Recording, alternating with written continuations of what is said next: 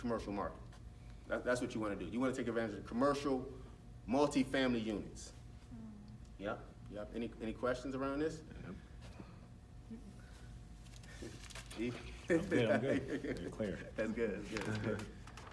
Perfect. All right, now we're talking about CRE loans. So this is a great option. How you doing there, sir? Thanks for coming out. Yep. So CRE loans is this is basically what we call commercial real estate loans. This is a great option. This is essentially a commercial real estate loans, like say something like this. Right now we're currently in a strip mall, retail mall. There's a lot of different commercial retailers. These loans are, for essentially strictly investors. Boom. This is for investment in commercial space, primarily. Again, this could be hotels, apartment complexes, strip malls, anything that's going to, have commercial use. The game in the commercial space, you got to have at least 20-30% down. It's no question. There's no question about that when it comes to the commercial space. The great thing about these loans, though, is that as long as if you have the capital, you can certainly get into the game. Okay, it's for investment, owner occupied. You can do owner occupied, but you can certainly use it as an investment as well. I have a client right now, and I was just sharing that with her, is that he's an auto retailer. He has an auto repair shop. He has a dealership as well as a auto body shop. He just put a contract on a property for $2 million in the surrounding areas. And the great thing about he's not using CRE, he's going SBA. We're gonna kind of talk about that, but if you have the down payment, you can get into the game. The great thing about the CRE loans is that it allows you anywhere from 100K to $1 million, 100 million actually. These loans, they tend to look at the debt service coverage ratio. And essentially what that ratio means is that they look at a business, they look at the revenue of the business, how much revenue the business is generating, okay, versus the expenses, right? So it's factored, they like to see 1.2 or higher. So what that means is that, so every dollar that the business spends, they want to see $1.20 it earns, okay? So that's kind of the formula that they're using.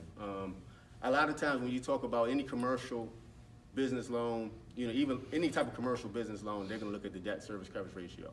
It's essentially equivalent to, like, on the home mortgage side, your DTI, right? Your debt to income ratio. These loans are fixed for 10 years. Again, this is like, a lot of times these are businesses and investors that acquire these CRE loans. A lot of times too, when you acquire these type of loans, you're setting up an LLC or S Corp or C Corp. It's not like you're, Bernard Smith, I'm trying to, this is already set up under a corporation because it's an investment vehicle. After 10 years, these loans do go into a variable rate, okay? And then after, they're amortized over 20 years, and then after 20, they do balloon. Okay, meaning the whole payment is due. Full recourse, meaning in the event if you do default on a loan, that the lender will, basically try to come, at your personal assets. But again, if you have it structured up, in an LLC, you're good. You're protected. But these are, a lot of times, and then they collateralize. I mean, they'll, obviously this is an asset. It's a collateralized asset because it's a real estate. So, but yeah, there are full recourse loans. But yeah, any questions or just in general around, like I said, they can be used for any type of commercial property.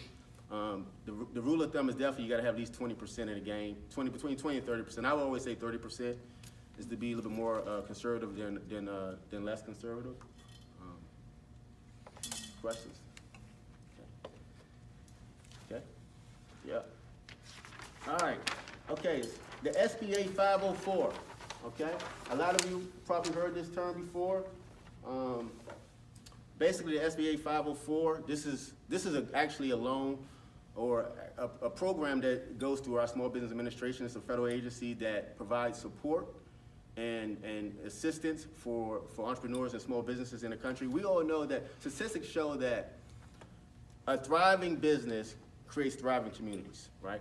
An independent study also, I read this, that they said that an independent business owner invests 48% of their revenue into that community versus large retailers. Let's say, for example, if a Walmart comes into your community, they only reinvest only 13%. okay? So essentially, SBA really supports entrepreneurship in businesses, right? We all know that a statistic that says that 99.7% of U.S. businesses are considered small businesses, right? 99.7. This is SBA stating this. And they determine small business through 500 employees or fewer. So think about that for a minute. 99.7% of U.S. businesses are considered small businesses, 500 fewer employees, okay? 48% of the workforce, of the U.S. workforce, okay, is in the private workforce, meaning they work for a small business. So really only 50%, people talk about federal jobs. You know, Andre's here, he's a business coach, we work for a lot of agencies with the federal government. I mean, the federal agencies, they contract pretty much everything, right? You know, the mindset of, hey, we're gonna get a federal opportunity and secure a job. I mean, the federal governments, they contract everything. So that's the interesting statistic to me, that, 50% of the workforce is through the private workforce. But going back to SBA, they insure the lender that any event they default. Okay, so they basically back, this is like I said on the residential side from an FHA standpoint, they back the lenders. The great thing about the SBA is that the borrower only has to put down 10%, okay, of their capital. We was talking about the other loan, the CRE, anywhere between 20 and 30%. But yeah, 10%, I have a client right now, the one I was just referencing about the auto dealership, the auto repair shop that he's doing. He's putting down 10%. But so the lender has 50% of it. The CDC works with the SBA. And if you're not familiar with the CDC, what that is the Community Development Corporation. A lot of them, they have CDCFIs now. These are institutions that they're in your community. They help with economic development and growth, and they provide, assistance, not just capital assistance, technical assistance, and intellectual capital as well. So, but the great thing about the SBA is that it went from 350 to 14 million. Now, 51% has to be owned by the owner. Okay. While the commercial side, the conventional CRE loan that we just looked at, it could just strictly be an investment property. But with the SBA, for example, let's just say, for example, if like Rashida, she owns this retailer place, she would have to have her business have 51% of this whole strip mall for an SBA loan. Now she can rent out the rest of the 49%, but you have to occupy at least 51% of it. The great thing about this one's amortized over 25 years. Okay, it's not like a balloon. We talked about with the CRE loan, it was after 20 years you got to pay that full balance. I mean, who knows what that balance could potentially be? But this is amortized. This is still full recourse. The rates are really pretty good too as well, with fixed rates. But I would recommend someone looking to get in the commercial game. With the last two loans, actually, you do have to provide full documentation though, in terms of 2 years of tax returns, business, personal, financials, interim, financials, debt schedule. So they really do a deep dive into your personal finances as well as the business finances, because this is a government program that allows some assistance. But again, this is great for very low down payment. At the end of the day, if you don't get anything from it, if you want to get a commercial property and you want to put the least amount of money down, SBA 504 is the way to go. Can you use that loan to buy things for the business, like equipment? That's a good question. This 504 loan is primarily really just for real estate. They have another program, SBA 7A, we're going to be talking about that as well, and that's for business acquisition.